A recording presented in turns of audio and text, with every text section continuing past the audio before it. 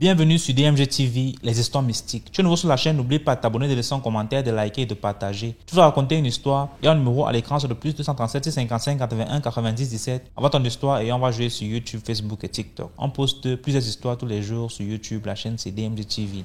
On a aussi une deuxième chaîne YouTube, on poste tous les 14 heures. La chaîne c'est DMG TV, histoire mystique exclusive. On a une chaîne Facebook DMG TV et TikTok DMG TV. D'ailleurs, les directs c'est sur TikTok les mercredis et vendredis à 20h00 heure du Cameroun. Donc, je t'invite à t'abonner sur toutes nos plateformes pour ne pas manquer les vidéos qu'on poste avec des histoires mystiques. Voilà. Donc, on va écouter aujourd'hui des histoires mystiques. S'il vous plaît, laissez un like. Ce qu'on fait, c'est pour sensibiliser. Et donc, première histoire.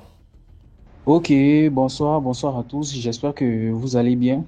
Je tenais à partager mon histoire, mais bien évidemment, n'oubliez pas de liker, de commenter, de partager parce que ça permet d'édifier le plus grand nombre. Donc, sans plus tarder, je ne vais pas perdre du temps.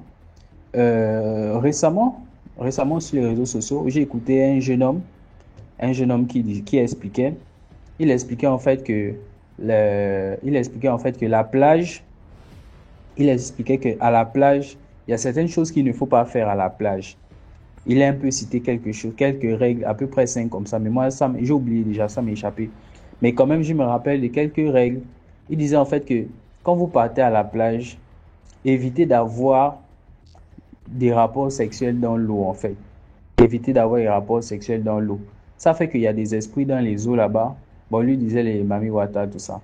Bon, donc, il y a des esprits qui sont dans l'eau, qui vous observent, qui peuvent passer par là pour vous faire du mal, en fait.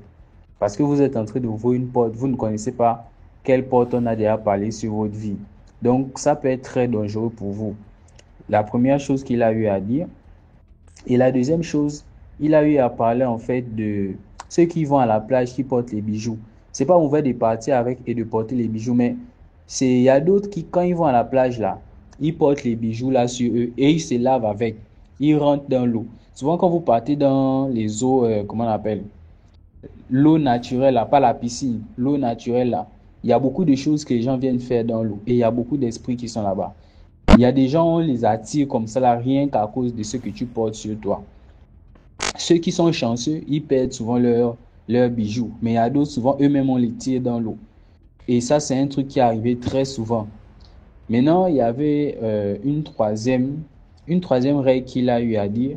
C'était du genre que quand tu vas à la plage, les bijoux, en tout cas les objets brillants, les montres, les bagues, les chaînettes, les, peu importe les boucles d'oreilles, peu importe, en tout cas tous les bijoux, quand ça brille, quand vous voyez les trucs à la plage, ne ramassez pas parce que vous ne connaissez pas qui a déposé ça là.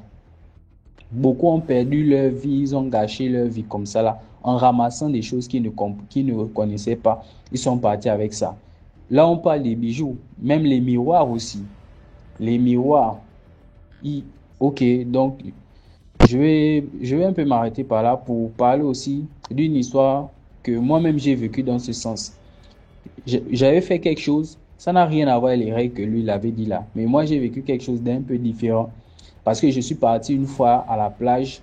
Pour les Gabonais qui savent, je suis allé à la plage de Lomba. Je me suis mis à écrire sur le sable.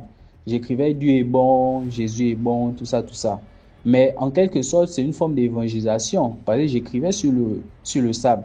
En temps, il y a des choses là-bas qui ne sont pas.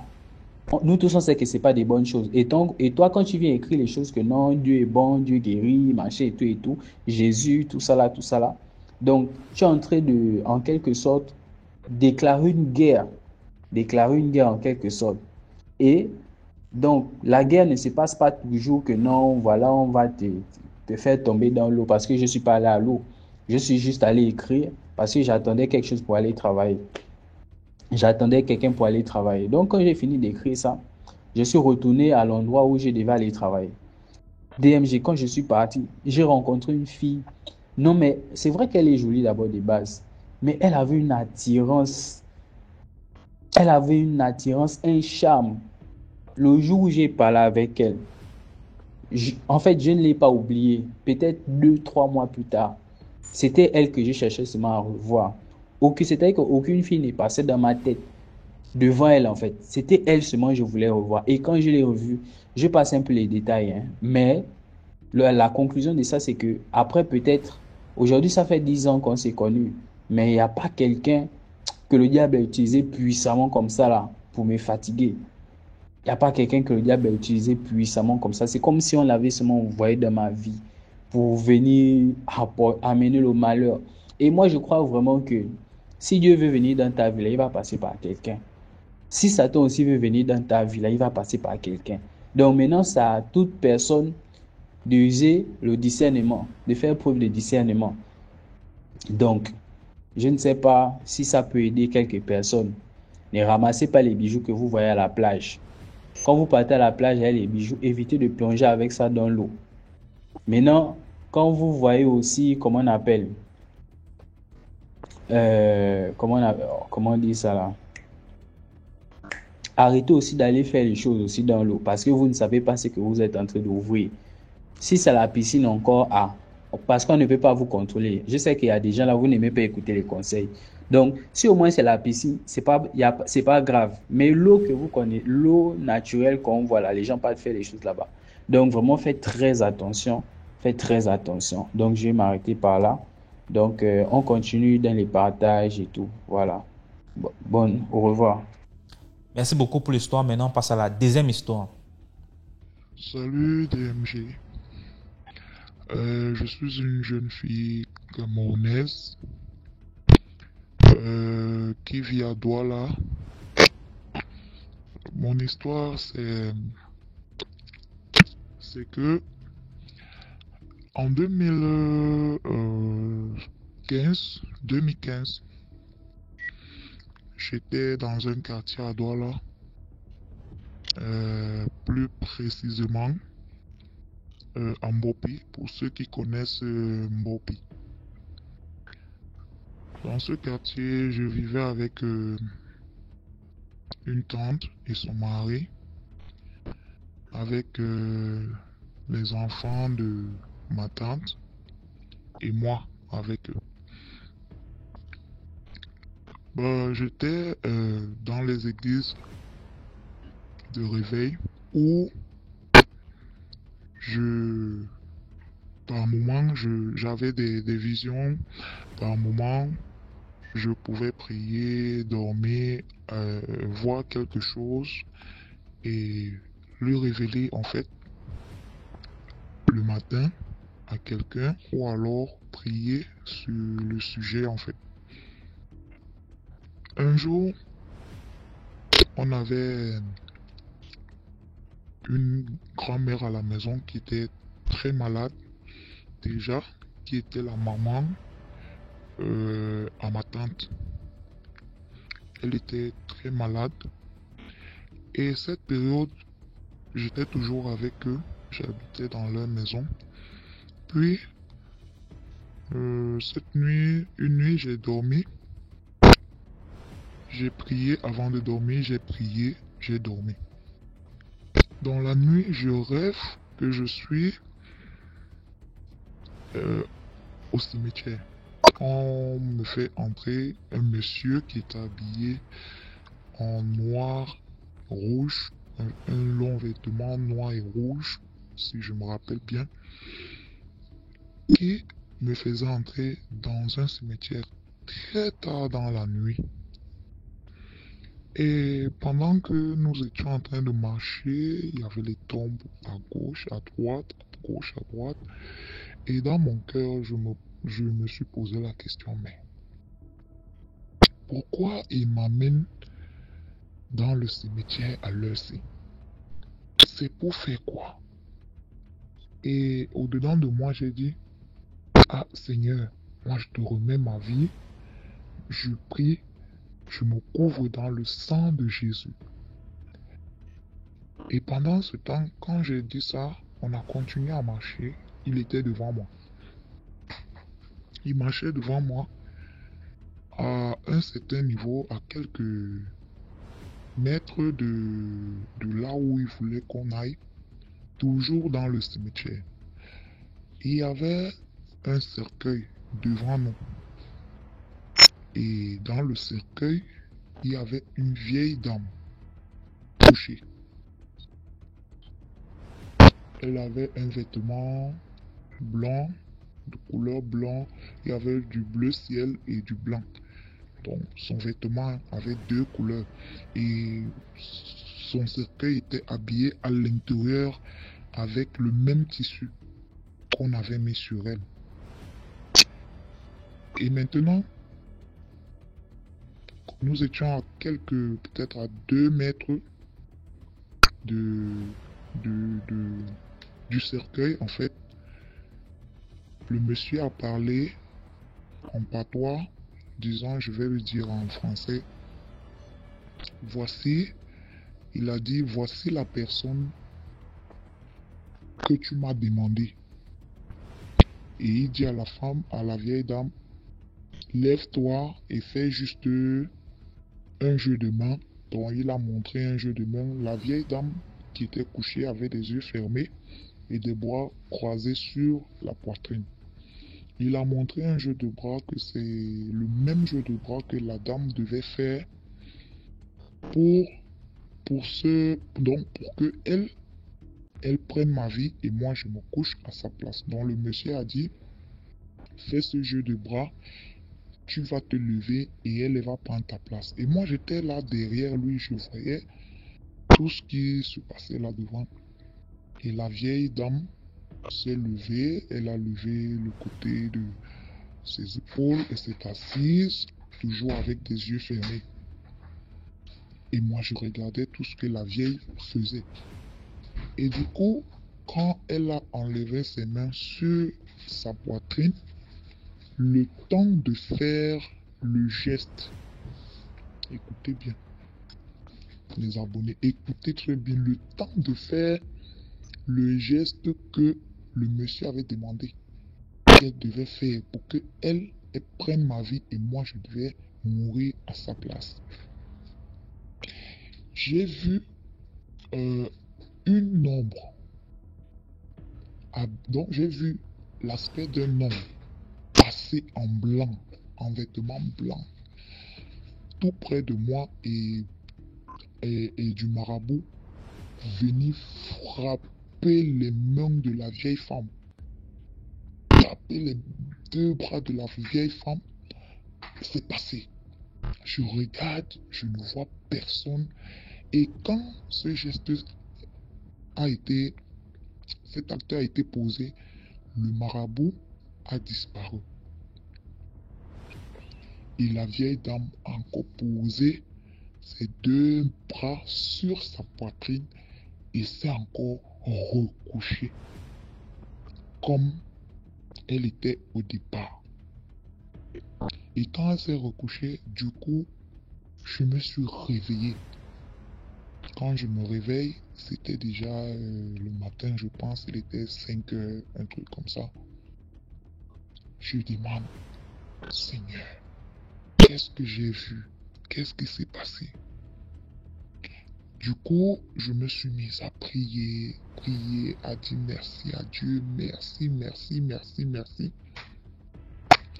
Et pendant ce temps, il y avait cette vieille femme couchée à la maison, très malade.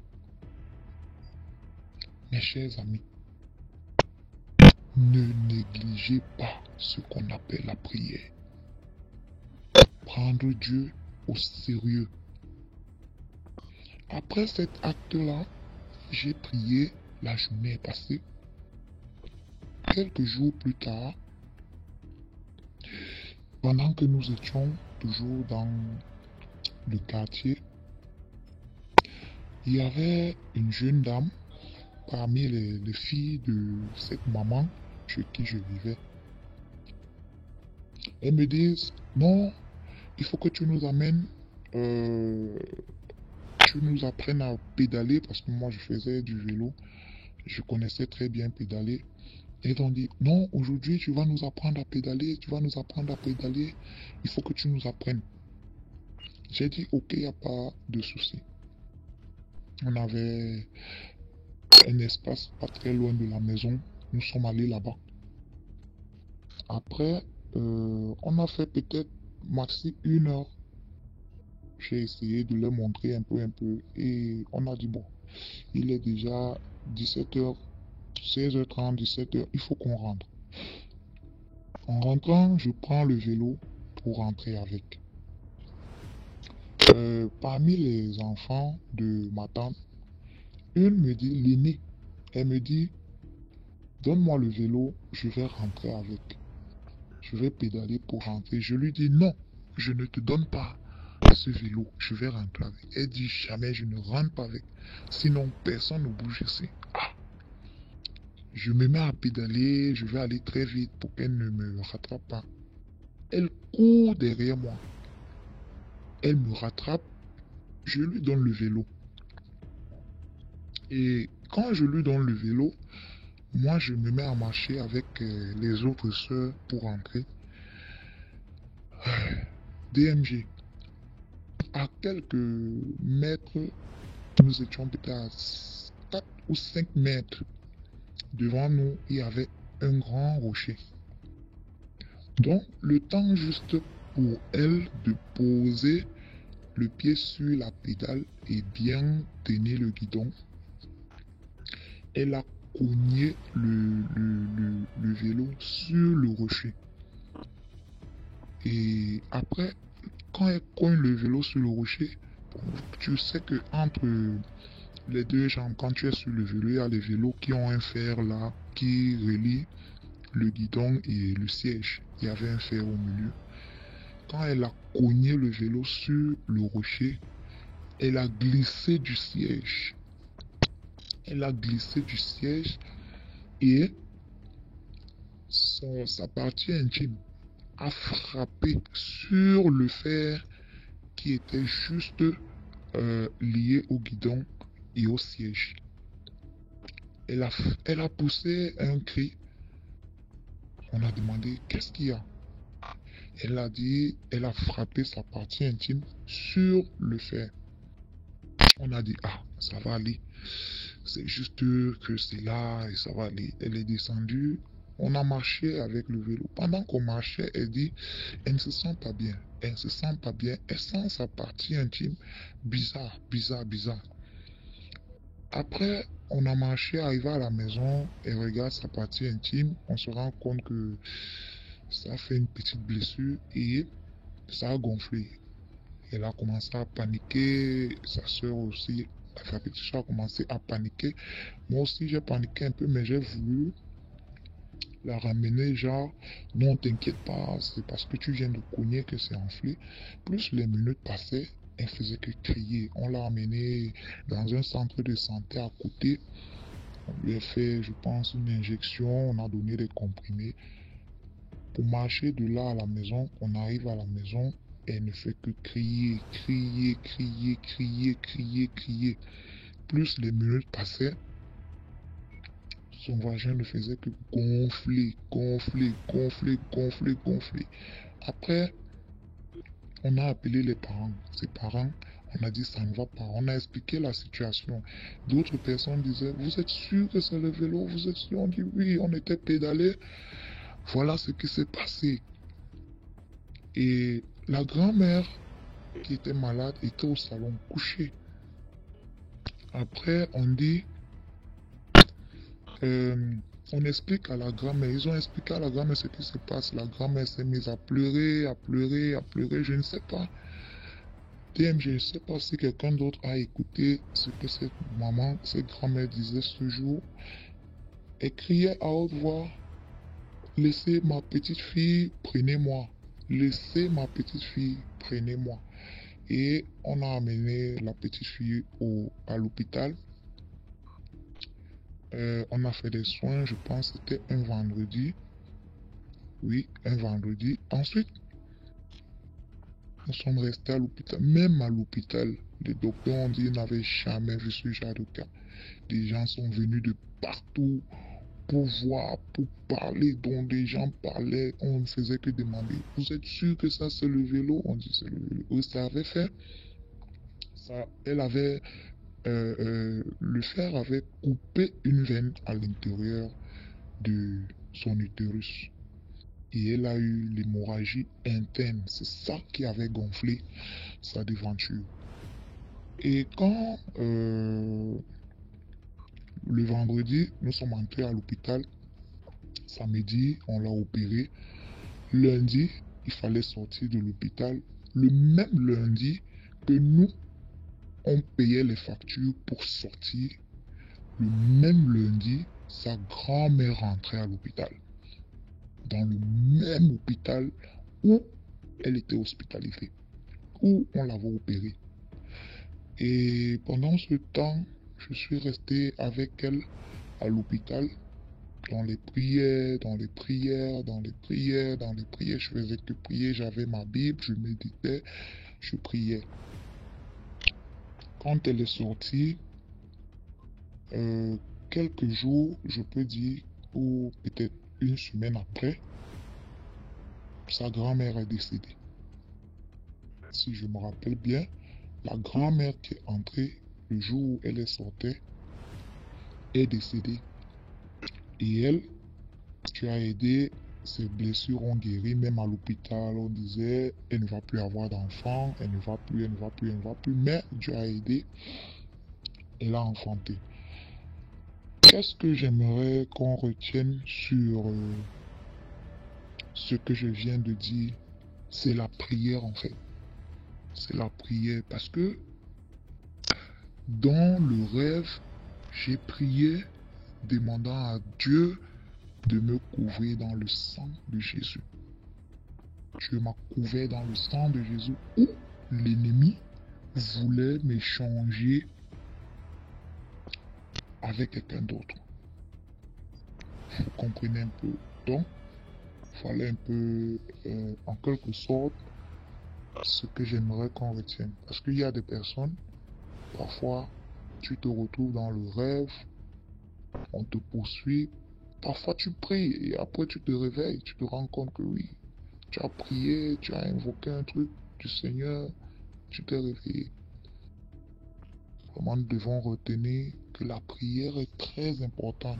Et surtout, quand on prie constamment, ça fait en sorte que même dans nos rêves, on se retrouve toujours en train de prier. J'espère que quelqu'un aura quelque chose à tirer de cette histoire et quelqu'un aussi aura un commentaire à laisser qui pourra en même temps édifier non seulement moi et d'autres personnes aussi. Merci. Merci beaucoup pour l'histoire. Maintenant, on passe à la troisième histoire. Commentez, likez, partagez. Bonsoir DMG. Je reviens avec une nouvelle histoire. C'est toujours Muriel. L'histoire, elle me concerne. Oh non, je vais d'abord parler celle de ma soeur parce que la mienne, elle est vraiment très longue. Je pourrais la raconter en 2 ou 3 temps, mais c'est une très belle leçon de vie. Pour le moment, je vais prendre celle de ma soeur aînée parce que là, elle est très brève. Comme je vous ai dit, je suis née, j'ai grandi à l'est du Cameroun. Donc, on vivait dans une ville là-bas. Et un temps, notre maison était petite. Ma mère a décidé de vendre la maison et se racheter une maison un peu plus grande. Quand on a acheté la nouvelle maison, on y vivait, on avait trouvé un voisin. Il y avait des voisins derrière nous. Il y avait un vieil homme qui était devant, juste du côté de la route. Un vieil homme. Bon, tout le matin, quand nous on sortait, on le saluait avant d'aller à l'école, on retourne, on le salue. Bon, il n'avait pas de puits puisque sa maison était en bordure de route. C'est chez nous, dans nos clôtures, qu'il y avait un puits. Donc, il venait se ravitailler à nos chenous. Et à chaque fois qu'il venait, quand il me trouvais assise à la véranda, je lui disais, papa, bon, je vais lui donner ce nom d'emprunt, Papa Jean. Je dis, Papa Jean, laisse, je vais te puiser le lot. Et je puise le lot, je mets dans son seau. Je l'aide à sortir de la clôture avec son seau d'eau. Parfois, je porte son seau d'eau, je dépose chez lui à la maison. Mais quand il venait et qu'il ne me trouvait pas, que c'était ma sœur aînée qui était là, elle ne se gênait pas, elle ne le regardait pas, elle le laissait tout simplement entrer, puiser son eau et partir.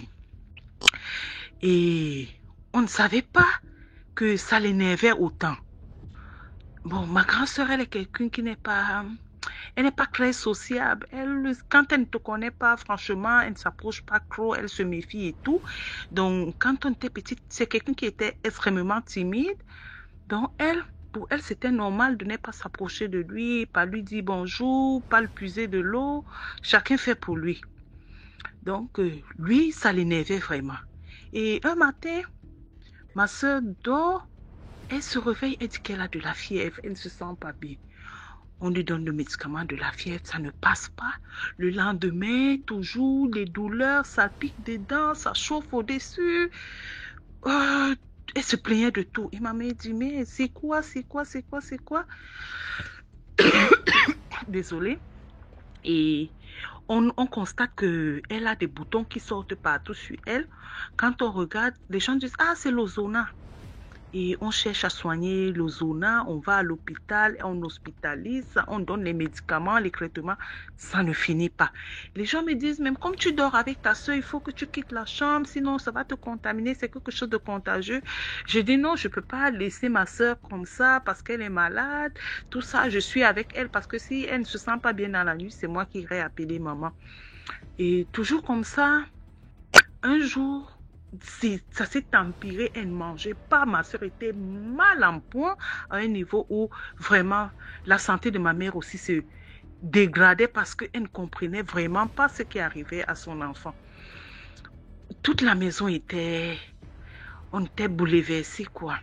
Donc, un jour, elle marchait, il y a quelqu'un qui lui dit, oh, la personne l'appelle avec son nom, madame.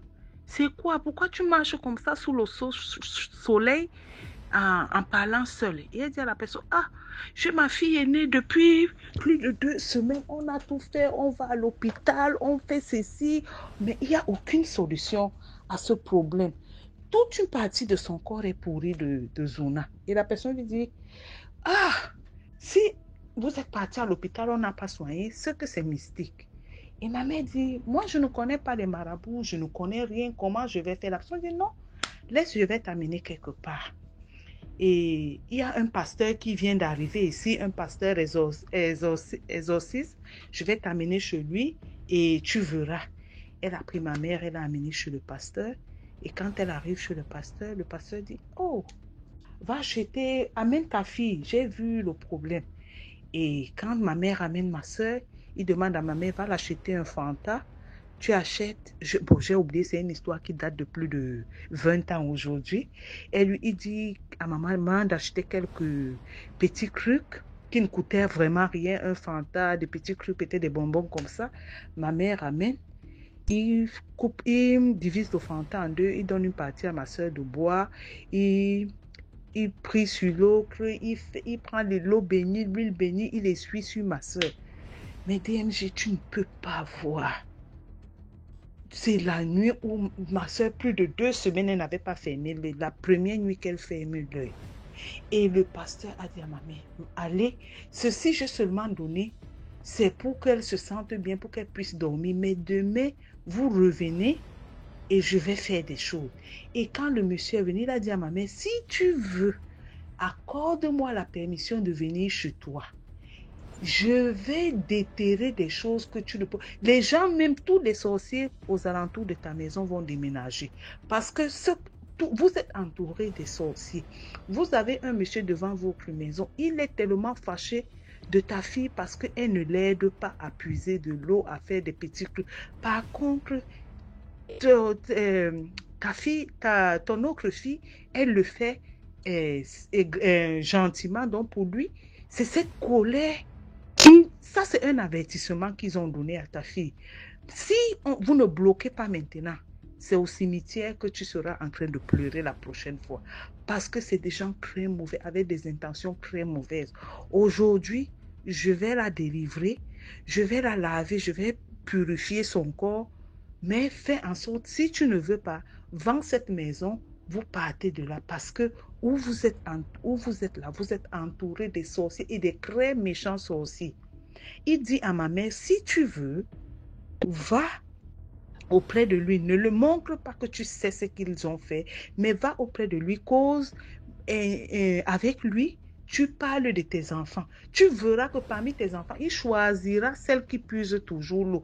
Il va donner des éloges à cette fille, mais à ta première fille, tu verras comment il va la dénigrer dans ses paroles parce que vraiment, il porte une haine énorme pour elle, juste parce qu'elle ne puise pas de l'eau.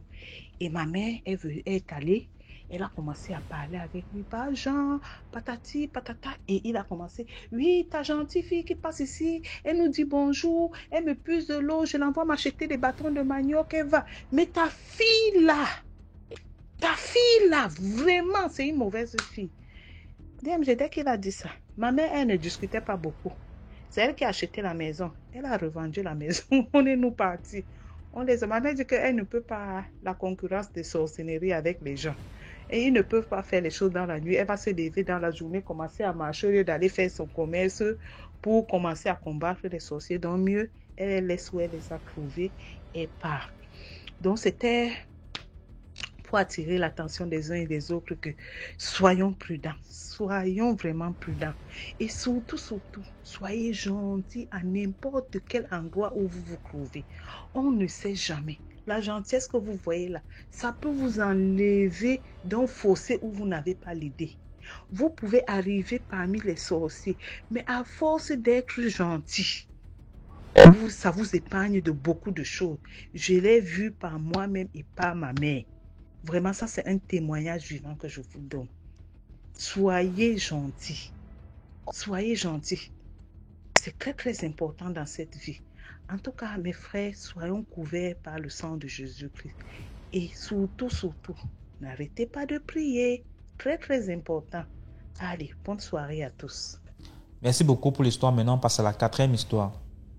Bonsoir DMG, j'espère que vous allez bien. Merci pour l'initiative que vous avez mis sur pied. Question de nous sensibiliser toute la communauté. Merci également à toute votre communauté de faire un tour de partage, de like, afin que ceux qui ne vous connaissent pas puissent avoir la notification et s'abonner. Votre initiative nous va vraiment tout droit au cœur. Parce que cette initiative nous permet d'éviter certains pièges. Voilà. L'histoire que je tiens à raconter est une histoire personnellement vécue par mon papa. Je tiens à rappeler que mon père fut fils unique à sa maman. Alors, après la mort de ma maman, son papa, qui est mon grand-père, s'est remarié. Et a eu dans ce mariage 2 enfants avec mon grand-père. Quand mon grand-père est décédé, sa femme s'est remariée également ailleurs et a eu d'autres enfants. Maintenant, quand mon papa perd sa maman, il vivait avec son papa. Après donc l'enterrement, le père de mon père, qui est mon grand-père, dit donc à mon papa de quitter le village pour se rendre en ville. Et je tiens également à rappeler que ce fut la période du maquis. Tous les Camerounais qui sont abonnés à vous, ils sauront de quoi je parle. Alors, pendant dans cette période, mon papa a voyagé, il est parti en ville, puisqu'il devait composer le BPC. Papa a composé le BPC, composé. Il faisait quelque chose. Il compose, il fait quelque chose. Il compose, il fait quelque chose. Il compose, il fait quelque chose. Il compose, il fait quelque chose. Un jour, une année, pardon, il a décidé de se rendre au village. Il allait voir son père.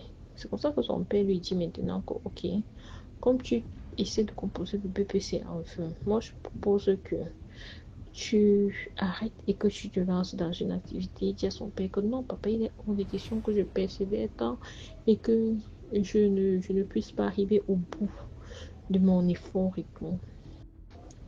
L'objectif premier pour moi, c'est d'avoir mon BPC d'abord pour te faire plaisir. Parce que je sais qu'avec mon BPC, je pourrais postuler, faire, travailler dans des entreprises, gagner mon propre argent et prendre en charge tes frais médicaux et te rendre fier de toi, quoi. C'est comme ça alors que son papa dit donc, ok, il n'y a pas de souci. Ce soir, il y a des maquis qui sont venus donc chercher mon père. Et vu que mon grand-père savait que on devait venir chercher mon père, il est parti le cacher dans un caillou. Oui, dans un caillou. Jusqu'à présent, ce caillou existe dans mon village et dans notre concession familiale, ce caillou y est toujours.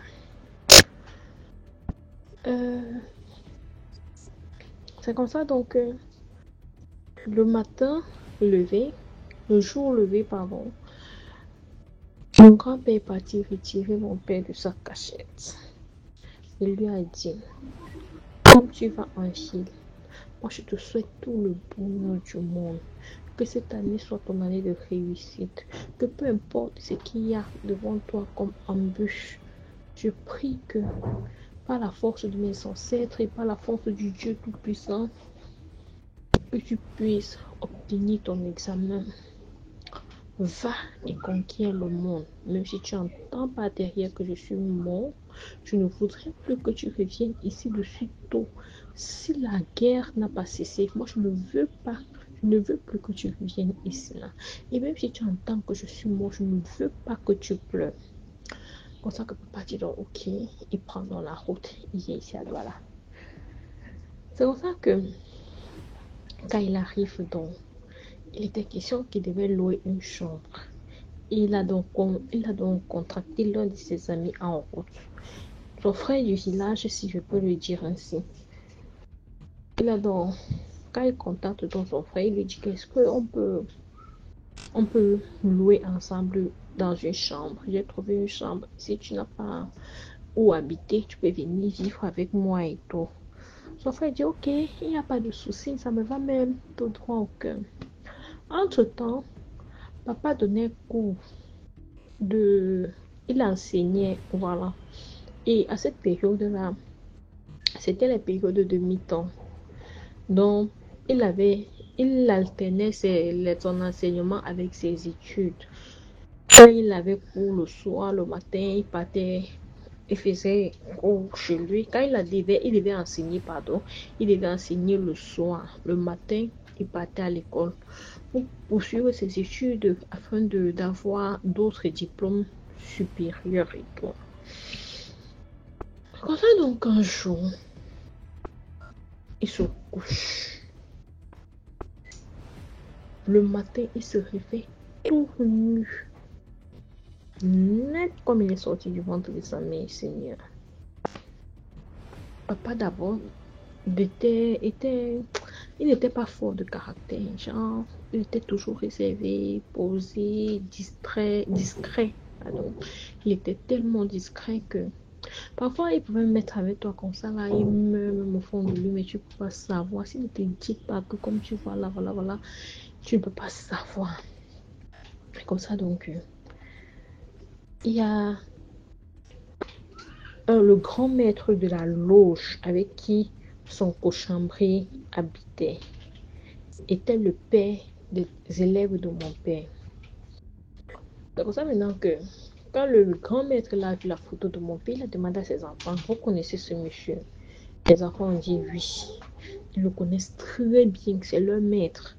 Il dit comment est-ce qu'il se comporte avec vous à l'école? Il dit non papa, il se comporte très bien, c'est notre professeur, il est très gentil et tout et tout. Enfin alors que il a donc dit ok. Il a donc fait une lettre d'urgence. Ils sont arrivés à l'école, ils ont donné à mon père. Papa lit la lettre, oh, il ne parle pas. Après maintenant, comme les cours devaient reprendre à 17h, il a encore fait une autre lettre d'urgence. Il dit que peu importe ce que tu fais, laisse ça et retrouve-moi à tel endroit. Comme ça maintenant, papa a laissé le cours, il est parti. Parce qu'en principe, le sacrifice devait avoir lieu à minuit de ce jour-là. Papa laisse donc, il le retrouve dans un grand hôtel que je préfère taire le nom, toujours dans cette ville de Douala. C'est comme ça alors que quand papa arrive donc là-bas, il lui dit ça va, il dit ça va très bien. Et puis il lui dit je sais que tu es inquiet à savoir le pourquoi est-ce que tu te retrouves ici et tout. Il dit effectivement je suis vraiment inquiet, je sais pas. Il dit ok, t'inquiète pas, mes enfants m'ont parlé en bien de toi et je veux t'aider. Il dit ok, il lui dit maintenant que voilà, on va voyager et on ira au Mexique. Papa lui dit voyager alors au Mexique comment? Je n'ai même pas de passeport. Il dit tiens-toi tranquille, hein. Je t'ai dit on va voyager et on ira au Mexique. Papa dit ok. Ça va donc se passer comment? Il dit t'inquiète pas, on va voyager dans cet hôtel même. DMG. Papa a voyagé avec eux, avec ce monsieur, dans un hôtel. Quand ils sont arrivés au sommet de l'hôtel, ils étaient au Mexique. Seigneur Jésus. Oui, quand ils arrivent au Mexique, ils entrent encore dans un grand hôtel. Quand ils arrivent donc au sommet également de l'hôtel, ils entrent dans une chambre. Apparemment, la chambre était la chambre était la salle des rituels. Parce que quand ils sont arrivés, il y avait un hôtel. Et sur cet hôtel-là, il y avait la photo de mon père. Il y avait les habits de mon père qui avaient disparu. Il y avait la photo de mon père devant un miroir. Et sur cette photo, il y avait le couteau. Quand mon père a vu ses habits, il dit Seigneur, mes habits font quoi ici au Mexique? Ma photo fait quoi ici? Il a commencé à prier en lui. La femme là, c'était une femme blanche. La reine mère de cette secte là était une blanche. C'est comme ça alors que le monsieur qui était le papa des élèves de mon père est parti voir la reine mère de la secte et lui dit Madame, s'il vous plaît, on ne peut pas sacrifier ce monsieur parce que c'est le maître de mes enfants. Et mes enfants m'ont rapporté que c'est un très bon, il est bien en fait. Donc il ne faut pas qu'on le tue, qu'on le livre en sacrifice. C'est comme ça que il a comment ça s'appelle même, la reine des mères de la secte a donc secoué sa tête et a dit ok, si c'est toi qui le dis, il n'y a pas de souci. Je veux qu'il prenne ses habits, ses photos, enfin tout ce qui lui appartient ici là dedans, qu'il prenne ça et qu'il rentre au Cameroun. Mon père a peur. Il dit mais la reine mère lui dit je te demande de ramasser tes choses et de partir. Mon père dit que je vais rentrer au Cameroun comment? Je vais faire comment? Je ne connais même pas où. Je ne connais pas le Mexique. Je ne connais rien ici et tout et tout et tout. Le monsieur là lui dit ne t'inquiète pas. Je vais te remettre une pièce de 5 francs. Quand tu vas aller à l'aéroport, tu vas stopper. Tu vas, je sais pas, avec la pièce de 5 francs là, tu vas voyager. Et quand tu vas arriver à destination, à l'aéroport de Douala, c'est quand tu vas arriver à destination en fait, tu vas déposer les 5 francs si par terre. Et puis, ça va. Tu vas le mettre par terre et puis on ne doit rien te demander. C'est comme ça que papa s'est exécuté. Quand il est donc arrivé ici à Douala, quand il est arrivé à l'aéroport, il a sursauté. Puisque son papa lui avait interdit de pleurer. Que ce soit un événement joyeux ou malheureux, il ne voulait jamais que son père, il ne voulait jamais pleurer. Son père lui avait demandé de ne jamais couler les larmes.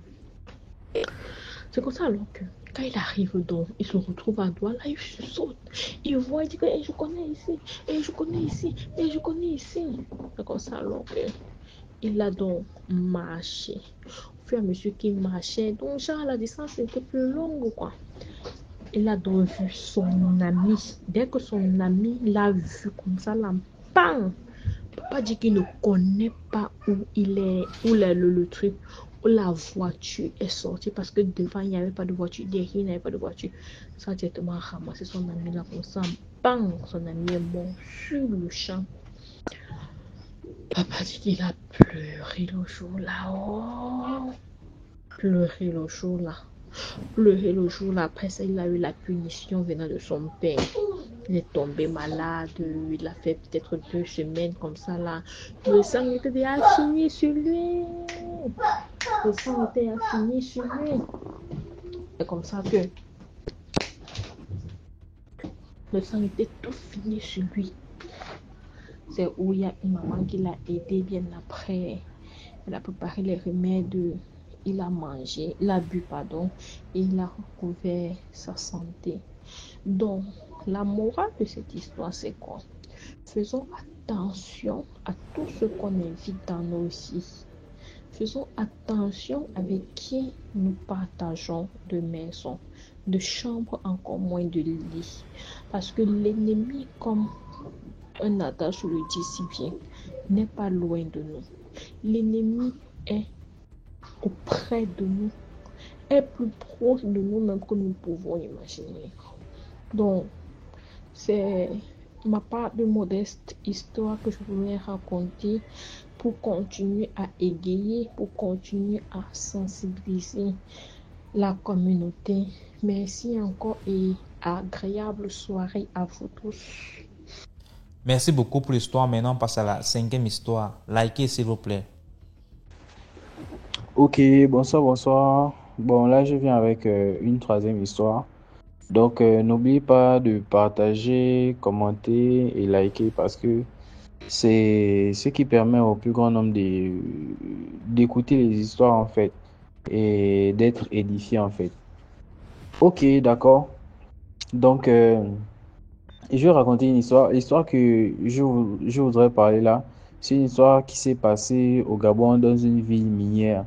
J'ai pas trop envie de donner des détails parce que voilà.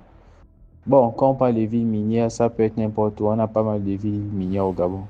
Donc, ça s'est passé dans une ville minière. Il s'avérait que, voilà, dans la ville, comment on appelle?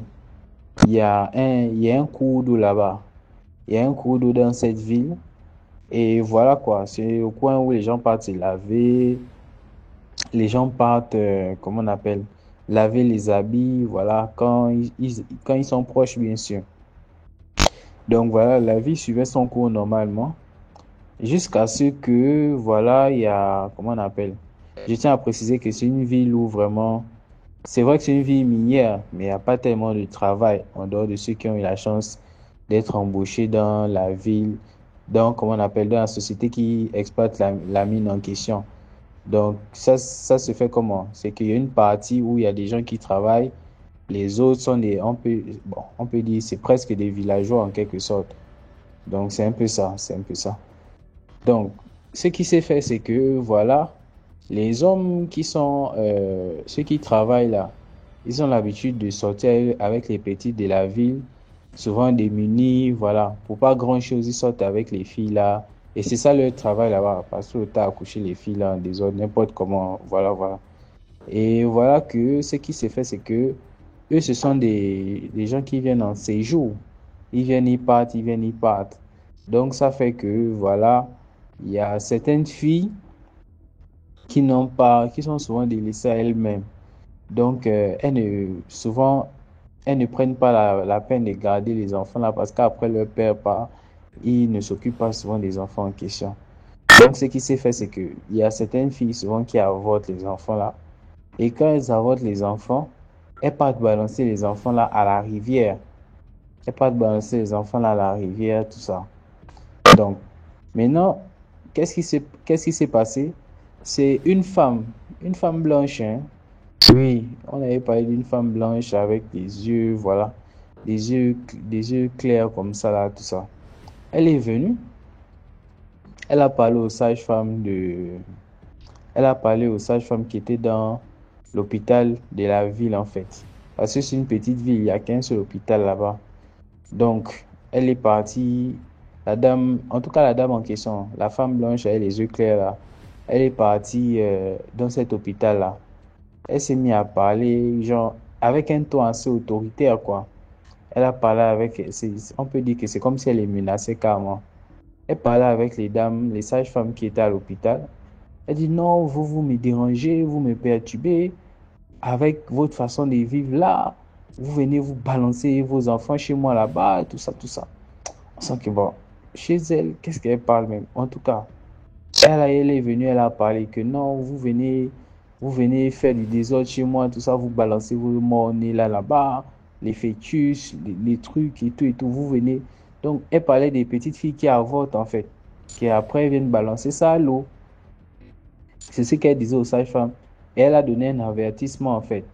Elle a donné un avertissement aux sages-femmes pour dire d'arrêter, pour dire aux femmes qui sont ici, parce que ce sont les termes qu'elle a utilisés, hein, les femmes qui sont ici sur Terre, d'arrêter de balancer les choses à la rivière en fait. Bon, on ne comprenait pas trop, hein, on ne comprenait pas trop. Donc elle a demandé, en tout cas elle a dit aux sages-femmes, là, de dire aux jeunes filles de la ville d'arrêter de balancer leurs enfants à la rivière en question. Donc, après elles sont parties.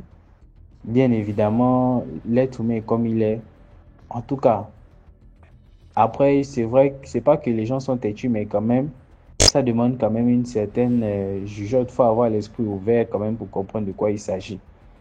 Donc, bien évidemment, je ne sais même pas si elles ont parlé de ça ou pas, mais ce qui est sûr, c'est que les petites là avaient l'habitude d'aller faire leurs bêtises là-bas, enlever les grossesses là-bas et balancer ça à la rivière. Donc, ce qui s'est fait, c'est que beaucoup de jeunes filles commençaient à mourir dans la ville en question. Beaucoup de jeunes filles commençaient à mourir. Après, il y a des gens qui sont allés chez les vieux des quartiers là. Ils sont allés consulter les vieux, tout ça là, pour demander que, mais qu'est-ce qui se passe? Les filles ne font que mourir, mourir, mourir en désordre. C'est là, le vieux, il y a l'un des vieux là qui a expliqué qu'en fait, il y a l'esprit qui vit, la sirène qui vit dans l'eau là. Elle était venue, elle avait déjà parlé de ça. Que d'arrêter de jeter vos enfants dans l'eau là-bas. Parce que ça la dérange. Donc, elle, ce qui fait maintenant, c'est que quand il y a les femmes qui partent balancer leur fœtus là-bas, c'est maintenant après, elles restent à mourir. En fait, c'est elle qui est en train de se venger comme ça pour dire qu'elle avait déjà parlé aux gens. Si vous ne comprenez pas ça, c'est maintenant votre problème à vous. Donc, c'est quelque chose qui s'est passé. Donc, si j'ai tenu à parler de cette histoire, c'est pour expliquer aux gens que souvent, quand vous êtes là sur Terre, là, enfin, quand nous sommes là sur Terre, il y a certaines personnes qu'on voit là. C'est pas des êtres humains comme nous. C'est pas des êtres humains comme nous. C'est comme j'avais écouté une histoire ici sur DMG. Là, sérieusement, je me rappelle pas de l'épisode. Mais c'était vers la fin d'année 2024 comme ça. Donc, c'est vrai, c'est un peu difficile à retrouver, mais si je relate un peu l'histoire, on va se retrouver. C'est l'histoire d'une dame qui expliquait que il y avait une autre dame qui était allée dans un village. Quand elle revenait du village, elle avait vu une petite fille claire avec les yeux comme l'arc-en-ciel, comme ça là. Et maintenant, les gens d'un village s'apprêtaient à la sacrifier pour dire qu'elle doit retourner dans son monde. La dame qui passait dans son véhicule, qui avait les gens du village qui s'apprêtaient à la sacrifier là, quand elle a vu ça, elle a pris la petite fille en question, que non, c'est une jolie fille, et tout, comment vous voulez, et tout, et tout. Elle s'est dit que non, c'est dans le compte du fait qu'ils sont villageois. Elle a emmené en ville, la petite là a fait voir de toutes les couleurs. Donc, c'est un peu, pour résumer, pour m'arrêter juste là, c'est pour faire comprendre aux gens, c'est que toutes les personnes que vous voyez là, toutes les personnes que vous voyez souvent en journée ne sont pas des êtres humains comme nous, quoi. C'est pas des êtres humains comme... Et puis, certaines personnes aussi doivent avoir l'esprit ouvert. Tu pars dans un village, même si on dit que ce sont des villageois, tu penses qu'ils sont bêtes? Il y a beaucoup là qui ont les yeux ouverts. Ils te disent que ils vont renvoyer la fille là d'où elle vient, parce que c'est pas sa place ici. Toi, je ne sais pas avec quel courage tu te permets d'amener quelqu'un comme ça chez toi. Les sorciers bon, pas les sorciers, les gens qui ont 4 yeux, qui sont au village là-bas, disent qu'ils veulent se débarrasser de quelqu'un pour envoyer la personne dans son monde. Toi, tu amènes la personne là chez toi. Donc, c'est une histoire que j'avais écoutée, voilà, sur DMJ là. Ça m'avait étonné, quoi. Comment toi, tu vas prendre quelqu'un qu'on veut se débarrasser d'elle au village? Toi, tu prends la personne, tu l'amènes chez toi. Et la dame expliquait que la petite fille était compliquée. Une petite fille très compliquée. La nourriture, il paraît qu'elle mangeait, je ne sais pas si c'est tubercule de manioc seulement. Elle ne mangeait plus les autres nourritures, tout ça, tout ça. Et c'est une petite qui causait tellement de problèmes. Donc, c'était juste un peu. Je vais m'arrêter là pour ne pas que l'audio continue. C'était juste pour faire comprendre aux gens que il y a certaines personnes qui sont avec nous ici la journée là. Ils ne sont pas comme nous. Donc, c'est un peu ça. Merci beaucoup pour l'histoire. Maintenant, on passe à la 6e histoire. Bonsoir DMG, bonsoir à toute la communauté. Que Dieu nous garde tous. Moi, c'est Muriel. Je vais raconter l'histoire de ma petite sœur. En fait, je suis camerounaise. Je suis née à l'est du Cameroun, puisque l'histoire se déroule là-bas. Ma petite sœur étant toute petite, c'est quelqu'un qui était beaucoup trop joviale. Elle riait à tout temps. Elle était toujours contente. Elle n'avait pas... Même aujourd'hui, c'est quelqu'un qui rit beaucoup. Même juste un bonjour, elle va vous sourire. Donc, une fois, nous étions à la frontière entre le Cameroun et la Centrafrique. Ma petite sœur, toute ignorante, et il y avait des gens qui étaient assis à la cour avec nous, il y avait des gens qui montaient, qui descendaient. Bon, il y avait beaucoup de gens, c'était un jour de marché, puisque là-bas, à l'époque, quand nous étions là-bas, les marchés se passaient les mercredis. Donc, les gens qui venaient de la Centrafrique, ils traversaient pour le Cameroun, ils venaient faire leurs achats. Donc, nous avions une très grande cour.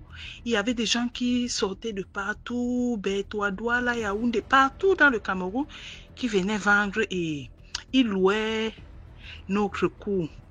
Donc, un soir, avant le jour du marché, on était assis, il y avait beaucoup de monde, il y avait un monde pas possible, des gens qui buvaient, qui montaient, qui descendaient.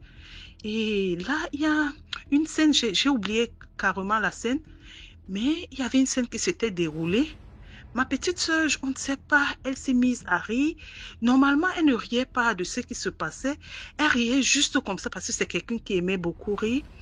Et ces gens-là ont mal interprété son rire. Le soir arrivé, nous sommes allés nous coucher, comme si de rien n'était. Et le lendemain matin, quand on se réveille, on constate que quand elle parle, sa bouche est sur le côté, presque du niveau de l'oreille. On prend peur, on appelle l'autre maman, maman, viens voir ce qui se passe avec la petite. Et effectivement, quand ma maman arrive, la petite, on dit, tu peux parler? Elle parle. La bouche est sur le côté, les mots ne sortent pas bien. Maman dit, what? Ok, je sais ce que je vais faire. Ce n'est pas grave, sa bouche sera rétablie. Puisque nous avons vécu là-bas vraiment pour longtemps.